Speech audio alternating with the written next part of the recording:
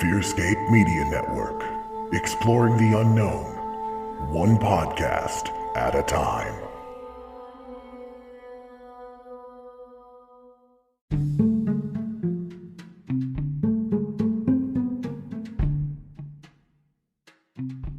Hi, friends. This is Kelly with Wishful Drinking and Binge Thinking, the podcast where I get just absolutely hammered and I dole out psychological advice. That's right, I am going to be more drunk than that girl you met in the bar bathroom after your karaoke set who said, "You have such good stage presence. Oh my god." That's right, zero preparation, multiple drinks, countless profound gems. Tune in the last Monday of every month on Fearscape Media Network.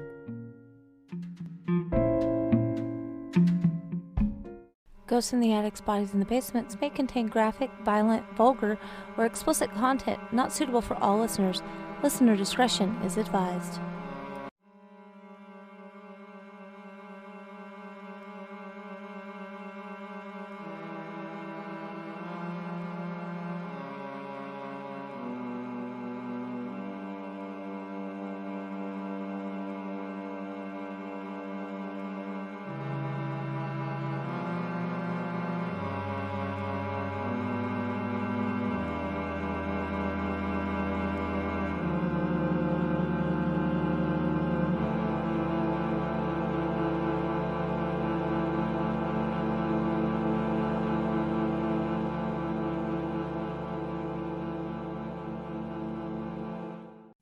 Thank you for tuning in to Ghosts in the Attics, Bodies in the Basement.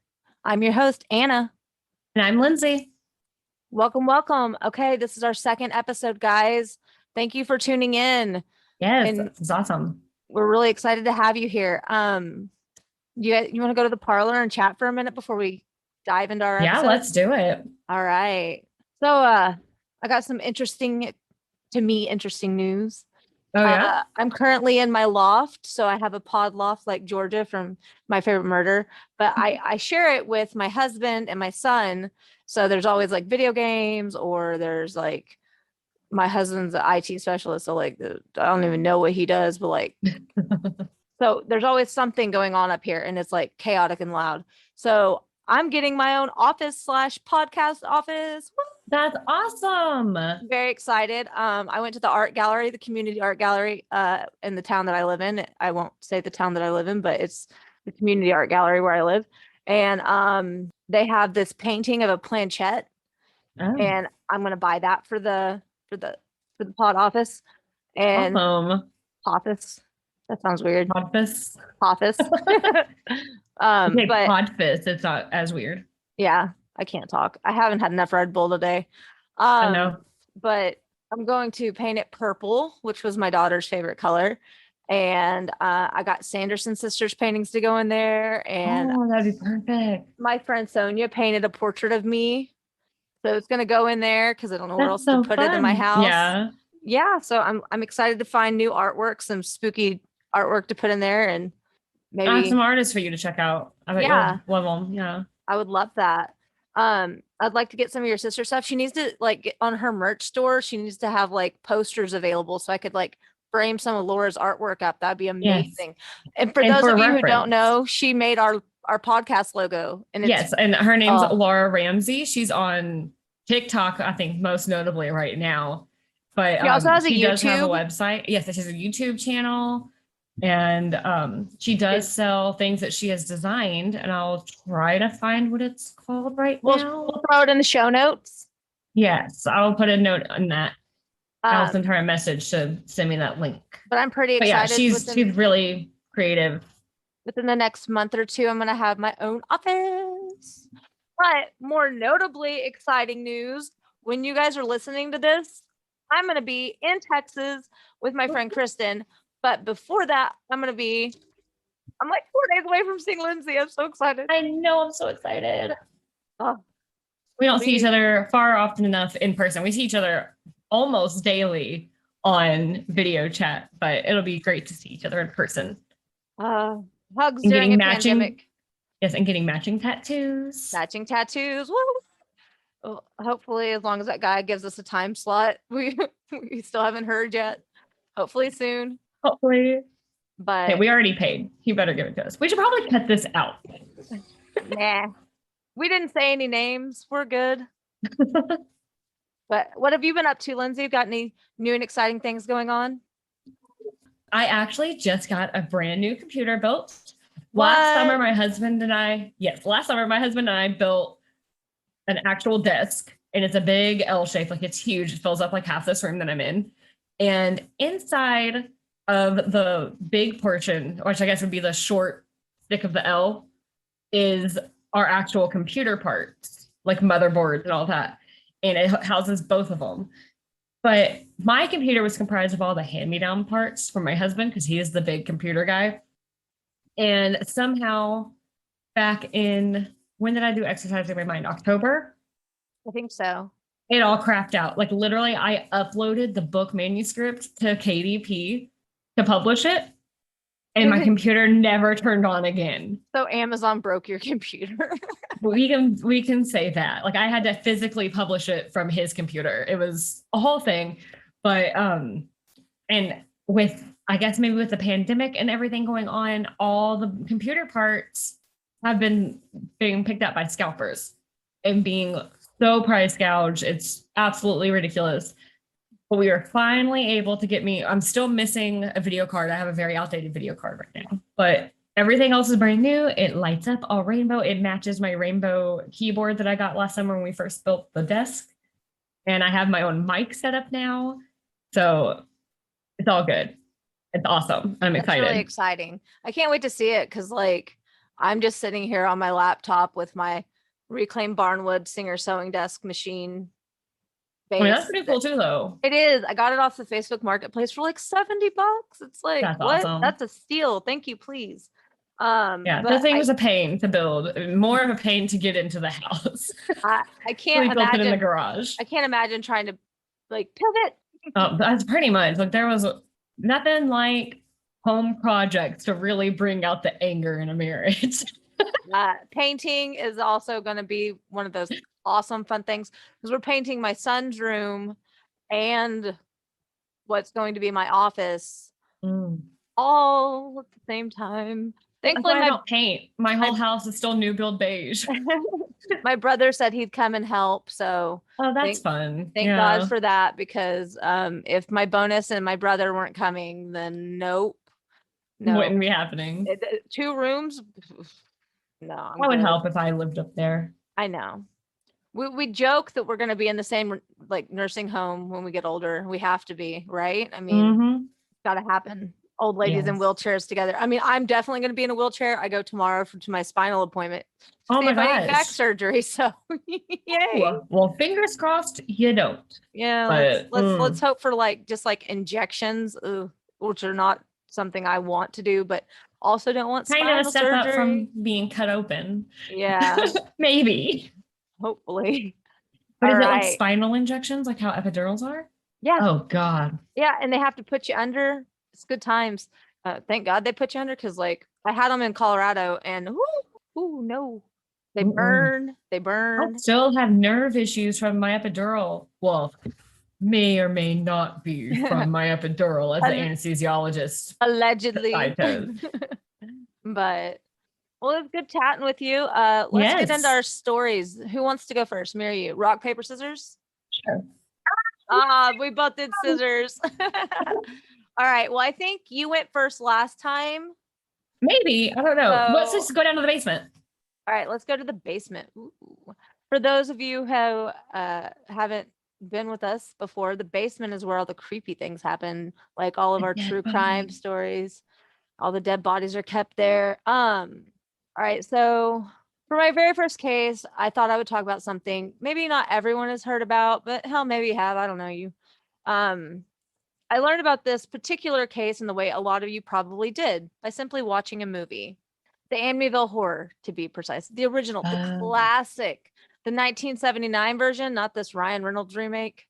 Although I'm sure that was fantastic. I mean, it's Ryan Reynolds.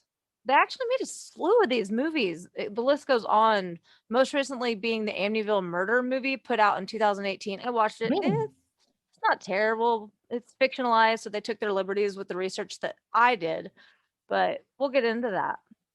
So the Defeo family would be described as loud and somewhat quarrelsome according to most people, which, I mean, I hope that's not how everyone would describe them, but that's from the research What I a horrible found. way to have your family described. Yeah, They were always fighting. They were always fighting, and they were very loud about it. So that's fun. Ugh. Ronald, or Ronnie, most often called Butch DeFeo Jr., was the oldest of 5 children born to Ronald Sr. and Louise. He was born on September 26, 1951. But before the simplicity of all of this, I'm just going to call him Butch because Sure. he has too many names. Yeah. As Butch matured, he began lashing out physically against his father as well as a few friends.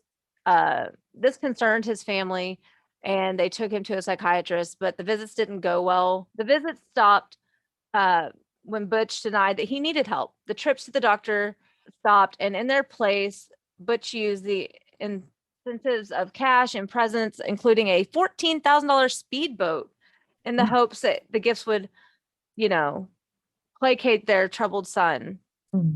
Nothing like trying to buy somebody's love and behavior. Right. Essentially, his parents just kept throwing money at the problem. Butch had been known to dabble in drugs. He'd become a user of LSD and heroin and was expelled from school for his violent outburst. But even though they kept throwing money at the problem, it didn't solve anything. And his father, Ronald Sr., eventually offered him, who owned a successful car dealership in Brooklyn, New York.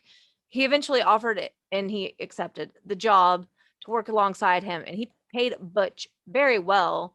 He and the entire family, they lived in Amneville, New York. And that's where this gets a little bit of crazy. It was around 6:30 p.m. Wednesday evening, November 13th, 1974, when a 23-year-old Butch burst into Harry's bar, located in Amneville, Long Island. And he made the very jarring statement, "You've got to help me. I think my mother and father are shot." Oh. Yeah, obviously that got everyone's attention. So Butch and a small group from the bar take up to his house at 1112 Ocean Avenue. Thankfully, his home was near the bar. Once inside, they found both of his parents dead in their beds. Oh my gosh. Joey Yeswit, I hope that's how you say his last name, a friend of Butch, called 911, and they later dispatched the Suffolk County Police Department to the scene. When they arrived, they searched the house, only to discover that all 6 members of the Defeo family were dead, face down in their beds. Oh no. Awful. Yeah. The victims included Ronald Sr., age 43, Luis, age 42, his sisters Dawn, age 18, and Allison, age 13, brothers Mark, age 12, and finally John Matthew, age 9. Like I said, all the victims were face down in their bed. They were shot with a .35 caliber lever action Marlin 336C rifle somewhere around 3:30 a.m. that day. Oh my gosh. And keep in mind, he didn't go to the bar until, what did I say, 6 p.m.? So from 3 a.m. Bit of a time gap to 6:30 p.m., whatever I said earlier, he didn't know his family. His entire family was dead. Oh my gosh. Where was he? Was he at work? We'll find out. His parents had been shot twice, and each sibling had been shot just one time. The really fucked up part is the evidence suggests that his mother and sister Allison were both awake at the time of the attack. Isn't that fucked? Yeah, I can't even imagine. But they were shot in the back. So maybe they were waking up and starting to get up and then bam before they could? Oh, hopefully. I mean, maybe it was just like a snap and then they just didn't realize anything. Like, one can hope in such a horrific scenario. Yeah. So now Butch was the sole member left in his family. Police took him to the station because at the scene, he had mentioned that a mob hitman named Louis Fellini was responsible for the murders, or so he suggested. However, after some interrogation, Butch confessed to killing his entire family the very next day. I guess money didn't solve that problem. No. He said something that really messed me up. Once I started, I just couldn't stop. It went so fast. That's a direct quote from Butch Defeo Jr. You say things like that about like a bag of chips. Right? I Like, ate I that started so eating fast. them and suddenly it was empty. You don't say that about killing your entire family. Two of which who were awake. Oh my gosh. What about with a 9-year-old? Like they were all young and none like even the parents, like no one deserved to die. No. 9-year-old. Yeah. Like I can't Yeah. that's not okay. Oh, He- I just couldn't stop. Fuck you. Yeah. He then said after he murdered his entire family, he took a bath and trimmed his beard, redressed himself naturally. in non-murder clothes, you know, something clean. And then he told the police where he left his bloodstained clothes, the Marlin rifle, and the cartridges that went with it before he headed to work and acted like normal. Yeah. So he was at work in the time gap. Yeah, he was at work, acting fine, probably drugged out of his mind.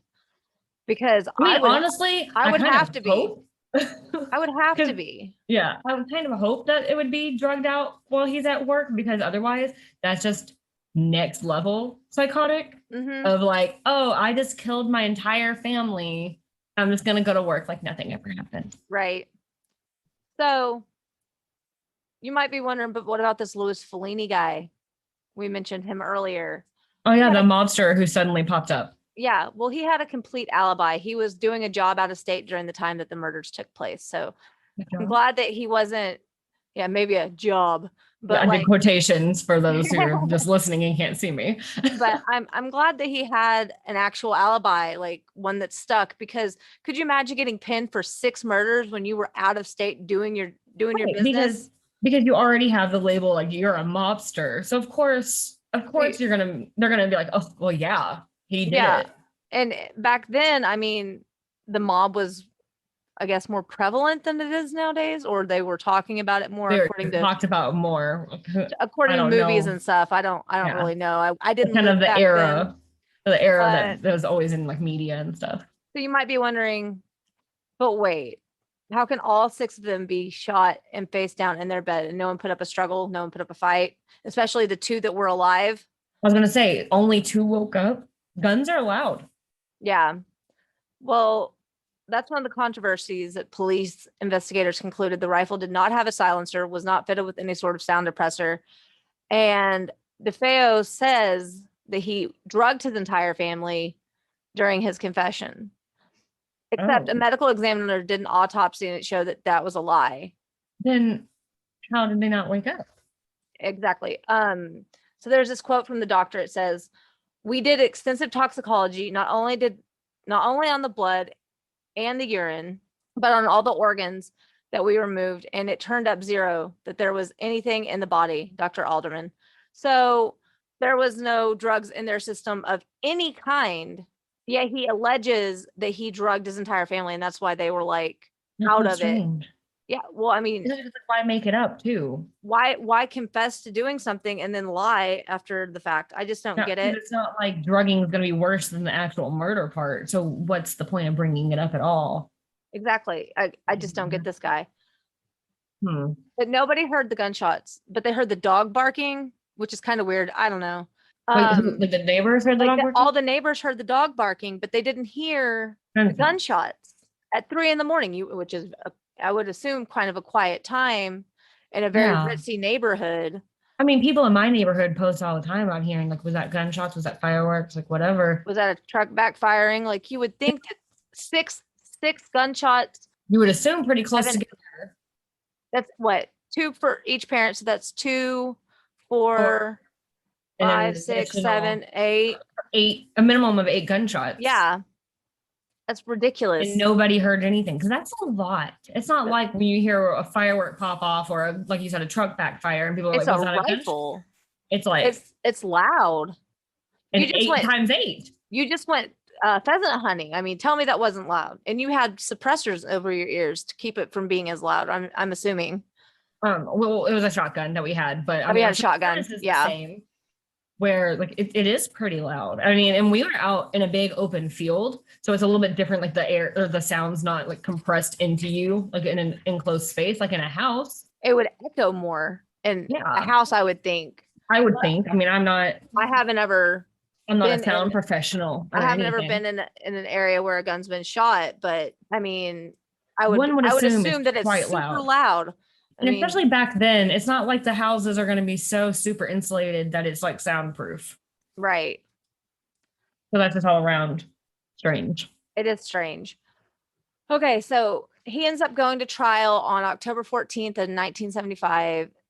And they tried to play up some insanity defense. The aspects didn't pan out for them. The psychiatrist for the prosecution, Dr. Harold Zollman, maintained that although DeFeo used heroin and LSD, he had an antisocial personality disorder that he was aware of his actions the entire time of the crime. Listen, I have an antisocial personality for the most part, depending on who you are. I might like you a little more, but I mean, I'm not going around killing people. No. And I still remember everything I do. Right. Even though I'm very much an introvert. I don't just go around killing people and forgetting about it. Right. Like, that's a horrible defense. And that is the thin line that gets towed quite a lot when talking about murders when mental illness is involved, because plenty of people have mental illnesses and don't do horrendous things. No, I have like a bucket load. I mean, I could tell you all day about my crazy, and I say crazy with love because I own it. I'm taking it back. I'm taking back that word. Fight the stigma. But it's just one of those things, like, even good for that doctor for being like, no, he was well aware of what he was doing. He's not just, oh, he was out of his mind, killed his whole family, poor baby. No. Right. Well, on November 21st, 1975, he was found guilty of all 6 counts of second-degree murder. Just second degree is kind of BS to me, but second-degree murder. I wonder what made it not first degree. I don't know. I didn't find that in my research, unfortunately. Probably just negotiations or something between lawyers. Yeah.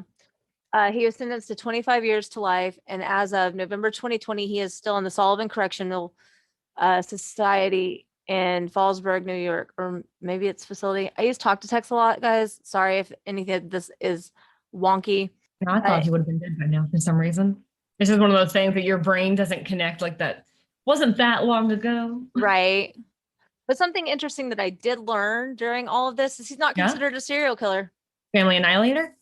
Nope. You would think he's a family annihilator, and I'm not quite certain why he's not. But because all the murders took place in one night, he's technically considered a mass murder. Interesting. I wonder, is family annihilator, is it because like with family annihilators, like they usually are the parents? Or like they're usually like trying to hide some shame. Maybe. And in this case, that's not what was going on. He just killed his family. I don't know, but he is technically a mass murderer. The more you know. If anybody's listening and knows why he's listed as a mass murderer versus a family annihilator, like I would just love to know, because I don't know what the difference would be there. I don't either. And it's very intriguing to me because most of the time you hear that family annihilators are the fathers. And they're always ashamed of something like money issues that in the long run, literally nobody cares about. Or it's an affair. I don't ever think of like the like John List and the guy that was on Unsolved Mysteries in Italy or whatever. Oh, I was thinking back to like an episode of Criminal Minds where it was like an affair, but like that's fictional. But that's like the point is like it's always something, some sort of cover up. Basic that where it would be embarrassing if it got out to society. It might be embarrassing, but its option is to kill your whole family. Right. That's a whole other episode talking about family annihilators. It pisses me off to no end. It's gonna be an episode, family annihilators, and then mothers who drown their babies. Ooh, that's gonna be an episode. Well, that, my friends, is my take on the story of Ronald Butch DeFeo Jr. and the Amneville Murders. I don't know, maybe one day Lindsay will cover the hauntings of Amneville House, or the lack thereof, the hauntings. Yeah. But fun fact about the Amityville House, you know that if you get on Google Maps and go to Street View, it's blurred out. I didn't know that. You can see the neighbors' houses, but it's just a big blur spot right there. Like, I don't know why. I've even tried clicking where you go down the street and you can turn the camera and it's every angle blurred out. Oh, how weird. I wonder if it's to try to not sensationalize murderers. Or like that's like a whole thing where people are like, don't make the murderer famous. Somebody actually lives there and they've made a movie about this house and they showed the front of it. Well, apparently several movies. There's the book. There's a lot. But maybe they just want some privacy, even though I feel like it being blurred out on Google Maps kind of would encourage people to just go there in person. I agree. So the address is public knowledge. I mean, yeah, the address is part of. And I feel leaving it up on Google chronology. Maps, people can admire from afar and actually give the family privacy. I don't know. Maybe there's a whole other reason of why Google does that. But it's very interesting to me that like you can't, like there's pictures of it all over the internet. Why on Google Maps is it blurred out? What's the difference? It's weird. Also, maybe somebody out there knows. I seen a TikTok, because who's not on TikTok aside from my husband? He refuses and he gets very annoyed when I send him TikToks. My husband's just as sucked into it as I am. Although I don't currently have apps on my phone, so I have a temporary phone. Yeah, so I miss TikTok. It's okay. I'll send you all the TikToks on Facebook Messenger, and you can enjoy them from there. I seen this TikTok where their grandma was still alive to them because she was on Google Maps in her yard. I thought that was really sweet. And also, like, please don't get me on Google checking my mail in my pajamas or some shit. Like, right. It's like, I'm just trying to take the trash out, Google. That would be my luck. I'd be like a hot mess express, taking my trash out, getting my mail, chasing my child through the yard.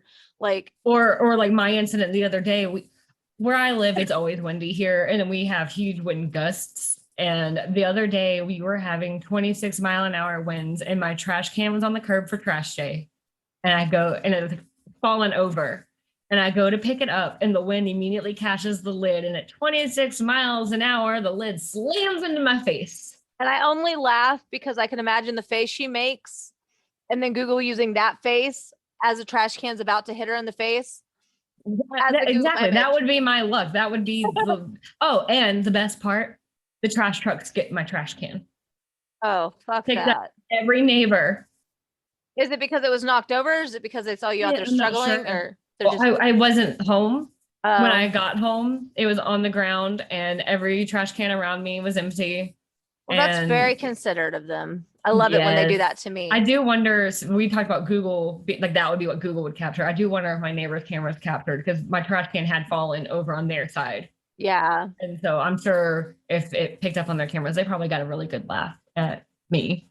Yeah, there's this, like I said, on still TikTok. A little bruised. There's this guy on TikTok, and it's like, I guess they're friends with their neighbors. I'm not really sure, but he's always going up to their Ring doorbell, and he's like, "Hey, listen here," and he tells them like all these bizarre stories or anecdotes. I don't know. That guy's hilarious. They know him. Otherwise, that's a little unnerving. He's their neighbor, but maybe he's also their friend. But if not, it's like really awkward. But he always appears slightly drunk, which makes it even more great for me because if he's not drunk, that's just an epic personality to have, just to be like, hey, like all loosey-goosey all the time.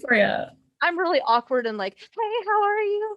Like, I don't practice what you're going to say before you ring the doorbell. I practice what I'm going to say before I call doctor's offices, schools, like all you're the service representatives because we try to keep this our dirty little secret. Like we will send each other typed up paragraphs or call each other on the phone and be like, hey, does this sound okay? If you've ever received any sort of serious correspondence from me, chances are Anna has proofread it first. We've had hour-long discussions back and forth about the right way to do it. Edited it like 9 times. It's a thing. It happens on both sides. Like, so just so you know, send it and you still get ghosted. So. Yeah, just so you know, if you get anything important from either of us or something like even lighthearted, very and stupid, well thought out. It's very well thought out because we have anxiety. It's good times. All right, lady, let's go up to the attic, see if there's any ghosts. Well, watch your step and try not to get lost because we are going to check out the Winchester Mystery House. Ooh, yes. So I want to say most people kind of have a general idea of the Winchester Mystery House. Like that's how it was for me anyways. I've always known kind of what it was. I know very little, so I'm very excited about this. I know that they put out a movie called Winchester. I haven't got to watch it yet because it's kind of spooky or it's supposed to be spooky, and my son is just now getting into scary movies to where he doesn't like scream in the middle of the night. Thank God for that. And then it's also got weird reviews, so I didn't know if I should watch it. From what I learned during all of this, I don't even really mention the movie ever because from what I understood, it is a highly fictionalized version. Oh, yeah. Like, for one example, I guess there's one ghost that's seen like shooting at the homeowner and like that person, and it's supposed to be like her nephew or grandson or something, that person does not exist in Oh, reality. they took So all apparently kinds the of movie liberties. is very fictionalized. It was only partially even filmed at the house. Oh, Yeah. So okay. I haven't watched it. I didn't feel it was necessary to watch it just because of hearing how fictionalized it was. I was like, oh, well, that's not really going to add anything Yeah, to it's this kind of like then. the movie that I mentioned, the Amneville Murders. Like Yeah. they very much took their liberties with Yes, the film. So, but I feel absolutely. like that happens with every based on a true story type thing. Oh, always. Yeah, I'm sure. It Unless it's makes a it a lot legit more. documentary. Right. If it's a horror movie inspired by some true events, chances are it's nowhere near the Yeah. reality. So let's get into the actual history of this house. It was built by Sarah Pardee Winchester. She was born in 1839 in New Haven, Connecticut, and she was married to William Winchester, who was the son of Oliver Winchester, heir to the Winchester Repeating Arms Company, aka Winchester Rifles, which Oh, were nice. the most popular rifle at the time. I've lost the link. It might be in my sources. I couldn't find it when I was writing up my notes, though. I mean, you I did think they break your said, phone. yeah, my phone has broken several times. I have an old, very outdated iPhone right now, so it's probably on my old phone. At the time, the Winchester rifle was the most popular rifle. They were selling millions. Oh, but Sarah married William in 1862. In 1866, they had one daughter named Annie, and she passed away at 6 weeks old of marasmus, which is What's that? apparently just malnutrition, which is Aw. heartbreaking. Yeah, because they didn't have, I'm assuming, formula back then. So if she wasn't producing enough breast milk, that's Yeah, so it didn't go sad. into any details on what caused the malnutrition, but I'm sure it wasn't regardless, intentional. I'm sure it was just I'm something sure. sad. Yeah. And they had no other children after that. Oh. And then in 1880, Oliver Winchester, which was her father-in-law, passed away. And just a few months later, in the spring of 1881, her husband passed away. Well, fuck, she can't catch a break. Yeah, so that's 3 losses, and just from the time that she got married in 1862 to 1881, like, and 2 in less than a year. Man, So that's monumental. that's awful. So allegedly, she went and spoke with a medium named Adam Coons, trying to reach her loved ones. And during the seance, supposedly, the spirits warned her to move to the West Coast and build a house to appease the victims of the Winchester rifle. Well, it's really weird that they would say the West Coast. Like, why? Did that ever turn up in your notes? Like, why the West Coast I never specifically? saw why they said she needed to move, but That's just what this allegedly. they allegedly told her. Okay. I mean, I can speculate. Maybe it was just to get her away from there and all the sadness. All the sadness, yeah. But that's just my pure speculation. I couldn't find that anywhere in the notes. But so that led to in 1886, she purchased a lot of land that had an 8-bedroom farmhouse standing on it. I can't remember the acreage, but it was like huge, like big farmland. And then she started renovating the house. And she hired contractors to work day and night. They were essentially working 24 hours a day. That would drive me nuts. Right? Because like I've never renovated a house myself, but you always hear, like, you know, watching HGTV, even in fictional movies, like that's hard to live through. Well, not even just that, but like construction noise in general is just exhausting to be around. Your house is a mess always. There's always strangers around. Like, I don't even know. But she apparently paid them to keep working because allegedly she was told, like, by the spirits, like, to never cease working on the house. And the renovations continued until she passed away in 1922. Whoa. So I think it's the world's longest home renovation. Yeah, it sounds like it. From 1886 to 1922. Like, that's a lot. Today, the Winchester Mystery House is over 24,000 square feet. It has about 160 rooms. Damn. Yeah. And you can actually do a tour virtually on their website. Oh, I have not had a chance to do that, but I think it would be awesome because I don't know if you've ever seen like pictures or videos or anything of this house. It is gorgeous. Yeah, I've looked up some pictures just because I knew you were going to cover this, and it's really beautiful. beautiful Queen Anne style. Like and then of course it's massive, as you Yeah. mentioned, 160 rooms. Now, I heard somewhere that not all the rooms go to like all the doors go to places or staircases to nowhere. They do have staircases that lead up just like to a ceiling. They Okay. have a door, at least one that I saw like in the videos and stuff that I watched, that like literally it's like up on one of the higher stories, and it just opens up and it just drops down. And there's not like a porch or anything. And there's a little bit of speculation about why it's like that. And it's that in the center of the home was the seance room or blue room. And it apparently only had one entrance, but 3 exits. Not really sure how that worked. That's just what they said. I think I got that off of BuzzFeed Unsolved's episode on it. Okay. But I didn't really get details like about what's the floor plan, how do you get in one way but not. I don't know. Maybe they didn't have a doorknob on the other side of the exits. Oh, maybe. But only Sarah held the key to it, and legend says that she went in there every single night to hold seances, and she got more building plans. Like she was drawing them up herself, even though she's not a professional, which they think her drawing up on plans could have been some of the reason things are so messed up, like with like doors leading to nowhere. Like maybe she just made mistakes. Right. But allegedly, the ghosts were giving her the plans for the room or for the house, which BuzzFeed Unsolved in their episode where they returned to it, they pointed out that is contradictory to the legend that she was trying to appease, or like, I don't know if you ever heard, I know I always did, that it was to like hide and confuse the ghosts. Yeah, so they couldn't get her. And confuse the ghosts. Yeah.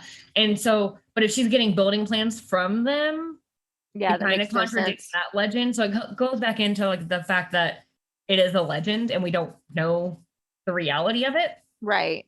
It has like the big turrets that they call like the witch's cap and stuff. And it's like a little attic space. They went up there for BuzzFeed Unsolved and they had like the spirit box and like they were getting a bunch of voices coming through, but they never got anything like concrete. Right. Apparently, Sarah was a woman after my own heart and had a thing for the number 13. Nice. Who don't know me, 13 is my favorite number. It's my lucky number. I love Friday the 13th.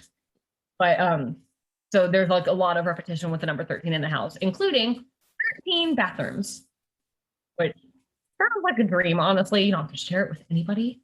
Yeah, until you have to clean them. Well, yeah. But in 160 rooms, there's a hefty staff there. There had to have been. Let's hope. But, in the whole house, in those 13 bathrooms, 1 shower. Well, I mean, she was the only one that lived there, so who gives a shit, right? Well, they had bathtubs. Oh. 1 shower, which I mean, back then, showers were really modern for them. Yeah, and in the 1 shower that's in there on this one video that I'll have in the sources, I can't remember the name of the channel right now, but it's in my notes that'll be in the description of this episode. She called it a needle shower, where it's just like these like U-shaped pipes with a bunch of holes in it, and it washes you from the neck down. Because weird. Fancy hairstyles, you don't want to wash your hair, but it's only going to work for you if you're 4'10", because it was custom made for Sarah. So I thought that was really interesting. So like, if you're shorter than that, you're just going to drown. Or if you're taller than that, you're just going to get like your stomach washed, your stomach down. So I thought that was very interesting. But yeah, like we mentioned before, like there's stairs that lead up to the ceiling. There's just a bunch of kind of nonsense. Right. But another fun fact, I mentioned earlier that you can do a virtual tour. But if you do a virtual tour, or if you look at any of these ghost hunting videos or just pictures on Wikipedia or Google of this house, you'll see it's furnished.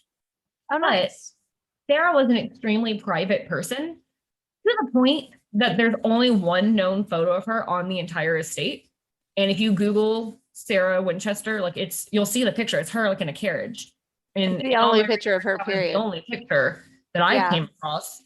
I can't say I specifically went digging for a picture of her, but so when she passed away, she left everything to her niece, and her niece, of course, kept what she wanted and sold off the rest.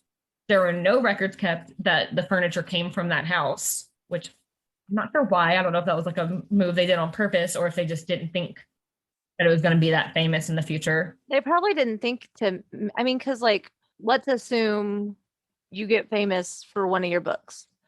You've sold things in the past and you didn't say, oh, this belonged to me.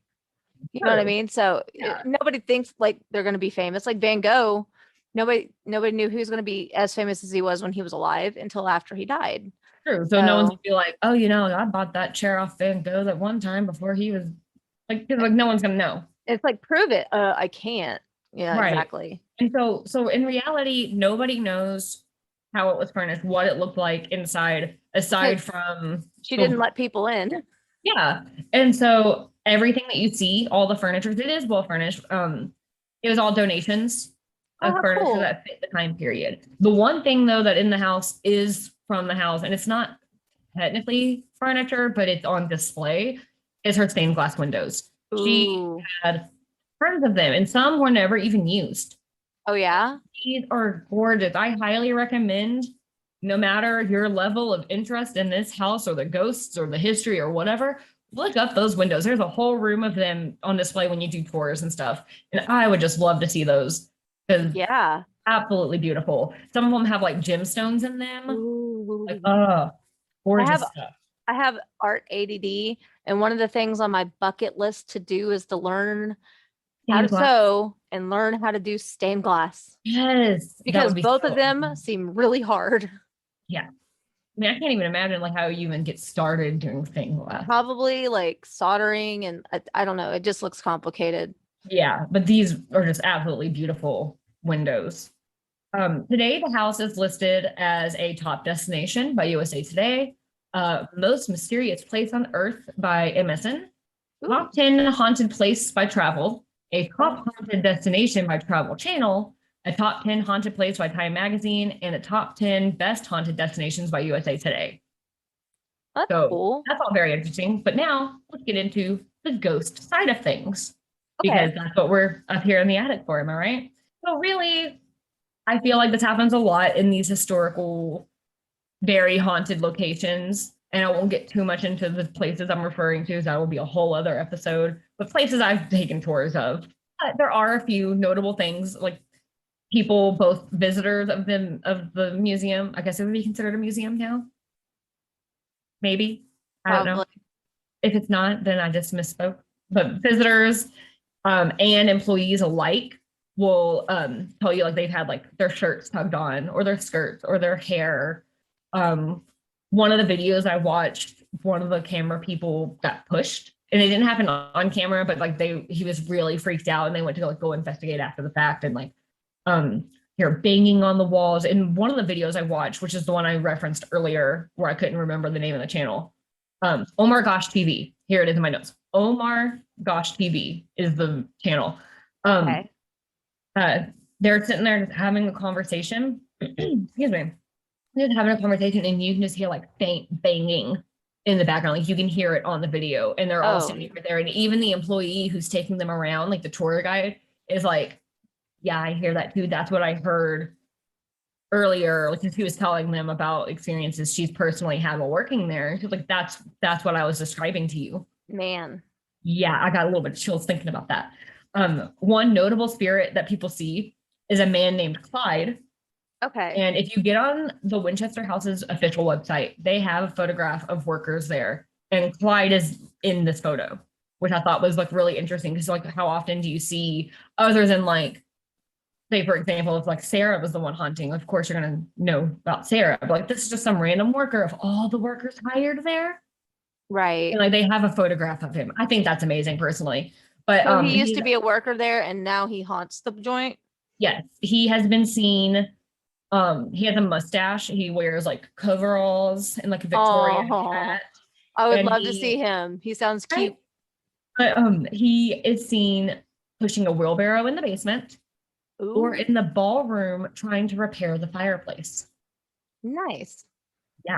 And I had Although, wouldn't it suck to still have to work in your afterlife? It's like that. There's a meme that goes. There's that meme going around, or that I see occasionally, about The Sixth Sense, where it talks about how Bruce Willis was dead the entire time and still just going to work every day.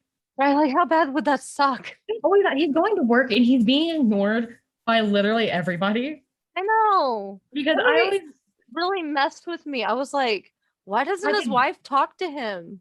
right, like the mom, like the little kid's mom. I can't remember everybody's names. It's been so long since I've watched it. But she's just sitting there like ignoring him. Like, but you think like she looks so stressed out. So you're like, oh, she's just at her wit's end with her kid now. And so of course she's not gonna be talking to him because the kid needs to be talking to him. And then I don't know. That movie messed with me. I could do a whole episode talking about how much that movie screwed up my mind. But my favorite part about that movie is, it's not like my favorite, but like the part that messes with me the most, I would say, is the fact that the mom was poisoning her kid with like friggin' cleaner the whole time. And then you find out that it's Munchausen by proxy when you're an adult and you're like, whoa, okay. I never put that together. I thought the stepmom just hated the kid. No. She's all like, I probably haven't watched that movie since I was a kid because it scared me so bad. Because I'm a year younger than you. I was 9 when that movie came out. Right. I watched it on VHS. Yeah, I didn't watch it in theaters. Yeah, no, we didn't go to theaters either. We watched it when it was on tape. We watched everything on tape. We'd go to the movie store, we'd rent a movie, we'd come home, we'd watch it on repeat until it was due back. And then this, my young listeners, is what it was like to be old. I was about to say, for all you younger listeners, we used to have to leave the house to get our movies. And we had to rewind them and they charge you a fee. My mom and papa had a rewind machine where you put it in there and it rewound it faster than a VCR could. My sister had one too, and it looked like a Mustang. I think she still has it. But back to the Winchester house. Oh yeah, I forgot we were talking about something. I know. This is our life, guys. We get on these tangents and forget where we started. So yeah, it's just a bunch of, that's the only named ghost I could find. There may be more. There's 160 rooms. I'm sure that the same could be said about the research. There's probably so much more, but also maybe there's not, just because of how private of a person Sarah was. Right. And I will say that there have been notable people who come to the house, including in 1924, Harry Houdini went. Oh yeah. Because did you know that I didn't know this, maybe it's common knowledge. Harry Houdini made a point of trying to debunk. Oh yeah. I have like a whole series planned for that. Really? Oh yeah. Well, so Harry Houdini went trying to be like, okay, this is just nonsense. He went and visited in 1924. So just 2 years after Sarah passed. He's like, I'm going to go debunk this place. But when he left, he never said one negative thing about Sarah or the house. Yeah. Harry Houdini was a stand-up dude. Not only could he do magic, he was all about trying to figure out like the paranormal stuff, the truth. Like he was. So if he had nothing negative to say, could it be implied that it is legitimately haunted? Maybe. And then also he was all about debunking false prophets, false psychics, false everything to do with the paranormal. So yeah, if he had nothing negative to say, perhaps it is really spooky and haunted. And then in 1975, a psychic named Jean Borgen and a medium named Joy Adams did a seance in Sarah's room.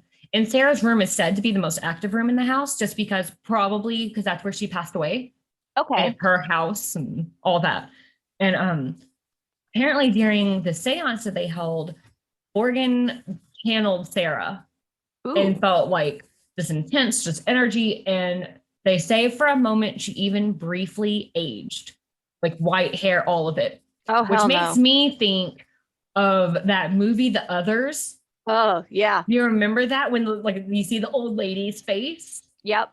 That's what it made me think of. So I just saw that in passing in a video. Like I didn't look more into that, but I would love to look more into that because imagine like me and you sitting here, and I don't think we would ever be brave enough to hold a seance. Like a live Snapchat filter just crosses over your face. Yeah. And oh my gosh. And especially like, I can't, I have chills right now just thinking about it. Maybe it's because my house is like -0 because my husband. My house is really chilly keeping it cold today. Wearing a big old sweater. Yeah, I have a cardigan on and then capris because, it's hot and cold. It's Oklahoma. Yay, fun. It's like that down here too. We live in the desert of Texas. So yeah, huge temperature changes every day. But And of course, we know plenty of investigators, both professional and unprofessional. There's been Ghost Adventures, which is my favorite. I love Ghost Adventures. But I don't know what episode they go to the Winchester house. I haven't been able to watch it yet. I haven't been able to find it. I'm sure I'm overlooking it. But when you want to find something, you can't. That's just the law of attraction. That and my phone's broken and my TV is off being repaired. Like, technologically, my house is a mess right now, guys. The fact that I have a working computer. What you're saying is I'm going to have a real blast when I come down there. There's no TV. All the electronics are broken. The better TV works. Just our big projector is gone because they sent us a broken one. Let's be real. Me and her are not going to be watching TV. We're just going to be nonstop talking and taking promo pictures for this podcast. And yes, it's going to be a blast. It's been several years since we had a friend photo shoot, and we got great pictures last time. It's time for an update because we just age like fine wine. I mean, also our last pictures were taken by her other sister, Jennifer, and they were phenomenal. And they really were. One of our husbands, I think maybe Alan's going to be taking on this time. My husband, well, one of them watches the kids because tag team for the win. Yes. So it's going to be interesting. We're going to do like 2 locations. He doesn't know this. It's going to be fun. It's going to be a lot of fun. I'm excited. We're trying to find cool places in the desert of Texas. And so we're thinking like sand dunes, or maybe we'll find like a statue of a bull or something. Hell, I don't know. We'll find something. Maybe like a creepy old church. Ooh. To wrap it all up with the Winchester Mystery House, obviously a lot of it is still a mystery to everybody. The question with any haunted location like this is it really haunted, or was this just a never-ending project that she took on to deal with her immense grief? Yeah. Because we've both experienced insurmountable grief, and you do things just to keep busy. Yes, you do. And I could imagine she's lost everybody in her life. Her father-in-law, her husband, like everyone but her. There's nothing left but her money. Spend it all. Which I forgot to mention, she inherited $20 million when her husband died because she got part ownership of the Winchester Rifle Company. So it was like old money and new money coming in from the selling of the guns. Like, holy crap. So she just had money to spend. So was she just trying to keep herself busy for the rest of her life? There was one historian, I'm probably going to butcher her name, so forgive me. Janan Boehm. Okay. Boehme. Boehm? Either way, she says maybe it's a little bit happier than that. Maybe in reality, it made Sarah remember the happy times, like building her house that she shared with her husband. Yeah. And so, or maybe she really was getting these notes from ghosts in her seance room every night. You know, and another way to look at it is that she helped out a lot of contractors like build their own houses and have their own boats and shit. Cause like people kept that economy in San Jose, California just booming. Yeah, because like, I mean, they didn't have a Home Depot back then, but whatever local hardware store they were getting all their stuff from, like she helped them out immensely. I think that on the Winchester House's website, they said that she spent approximately $5 million. Holy crap. In 1923 money. That's a lot. That's a lot. Which now is estimated at 71 million. Oh, that hurts my soul. Yeah. So that's the Winchester Mystery House. Oh. I would love to see it in person. We need to make like a adventure list besides our food tour of Colorado that we miss. Our food pilgrimage. We need to make a list of places we want to go and like do all those things. Oh, and I have a quick note that I forgot to mention when we were in the parlor. Sure. I know from the last episodes, they're gremlins, not goblins. I'm not dumb, I swear. My brain broke and I didn't have enough Red Bull. So what's funny was that I knew exactly what you were talking about. And as soon as we finished recording, we called each other and we're like, it's goblins. Yeah, our brains were not catching up with our mouths, which happens all the time. Oh, also, since we're here in the parlor again, Rumpelstiltskin is a German imp, which is like a little devil. Oh, which I talked a lot about Rumpelstiltskin last episode. I got hung up like, what is he? What is he? He's an imp. Well, now that we're back in the parlor, we would like to invite you to go check us out on all the platforms that you listen to your favorite podcast on. And if you're on Apple Podcasts, please leave us a review. The reviews you leave really do help us know how to improve this podcast for you guys. Also, it helps other people find us. Please share with your friends and come back for more because we enjoy doing this. Yes, rate, subscribe, share, all of the things. Get in contact with us. We would love to hear stories. One of our favorite things is just like hearing other people's stories. Probably because we're big readers when ADHD doesn't take over. We would love to invite you into the parlor with us and have like a little seance. So come on, send us your stories. You can send your stories to gabbpodcast@gmail.com. We're talking true crime stories, ghost stories, alien stories, anything type of unexplained. Any type of unexplained story, any type of oh my God, can you believe all over your body? Happened to me? Something, anything. Please send it to us. We'd love to hear from you. And we're on social media at GABB Podcast. On all platforms. And it'll be at the end of the clip too. So at the end of the episode. But thank you guys so much for listening. Thanks till next time. Bye. Thank you for listening to Ghosts in the Attics, Bodies in the Basement, a Fearscape Media podcast. Music by Stephen Timperley. Artwork by Laura Ramsey. Find us online at fearscapemedia.com/GABB podcast or on Instagram, Facebook, and Twitter at GABB podcast or email us gabbpodcast@gmail.com. Thank you.